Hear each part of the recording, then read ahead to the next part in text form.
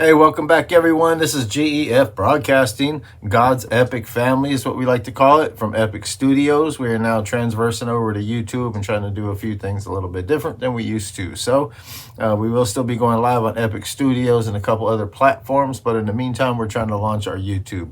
So stay tuned. Let me know what you guys think. Hit that subscribe button, hit that like button. We appreciate and love everybody, and God bless. And like as always, we are far from being perfect ourselves. We are all sinners and make mistakes. So just know that. It doesn't mean that we're going to have a perfect podcast. We're going to have perfect conversations. We're going to have perfect literature. We're going to have perfect wording. We're all going to fail. We're going to trip over our own tongues. Just know that. I want people to come in here to feel safe as who you are, be who you are. Know that you're a sinner. Know that you make mistakes, and know that God still loves you. If you're going to have a conversation with someone who's got a Leviathan spirit, a narcissistic spirit, a prideful spirit, a Jezebel spirit, whatever you want to call it, whatever you're seeing there, those conversations are going to go round in circles.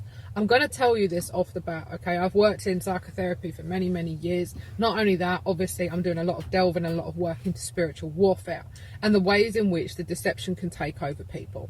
Now, if you are somebody who is rooted in truth and you have a humble heart, you're willing to learn, okay? You're willing to accept the fact that they push you to that point, and then once you get to that point, that you become the problem, they become the victim. Good. Great start if you're rooted in the truth of God. I want to explain this to you. There are people who are not. There are people who even claim to be Christian, okay, but they don't speak from the Holy Spirit. They speak from something much more sinister. When it comes to Leviathan especially, Leviathan is the king of pride. If you're going to have a conversation with someone who's got a Leviathan spirit, a narcissistic spirit, a prideful spirit, a Jezebel spirit, whatever you want to call it, whatever you're seeing there, those conversations are going to go round in circles. I'm going to tell you this off the bat, okay? I've worked in psychotherapy for many, many years. Not only that, obviously, I'm doing a lot of delving and a lot of work into spiritual warfare and the ways in which the deception can take over people.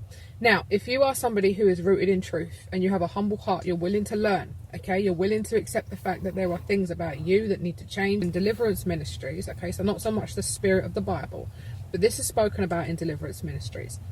Leviathan is all about their own perception. There's facts. They are quite literally shrouded. They have scales over their eyes, as they say. Scales over everything, their own deception. They live in their own worlds.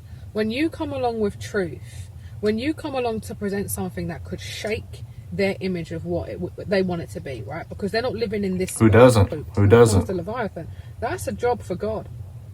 God is the one who takes down Leviathan, not you, not me.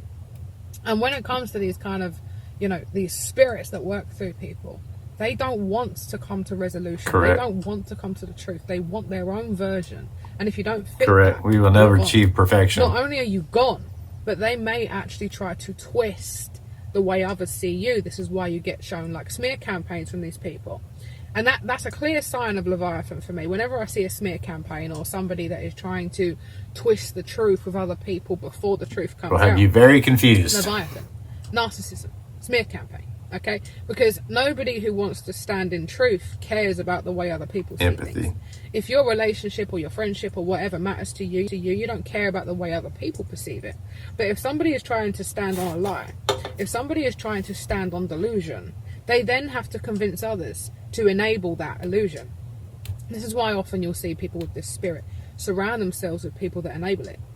That somehow the people around them don't seem to see it. It's like, I don't understand how that one slipped through the net. Well, that's because they've already convinced them. That's because they've already spun the narrative. That's because they've already done something so clever to make it look like you are the issue. So the point of this video is this.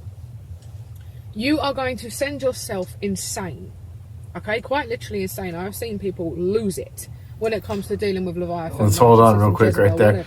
And that's true. We don't want to let the devil start to make us question it. I'm just falling back to where I just mentioned a second ago. It gets you in question of not maybe your faith, maybe what you believe in, maybe what your core values are. It starts to make you switch thought on all that. So if you're going to go in a back and forth conversation with these people and try to get the truth out there, I can already tell you, forget it.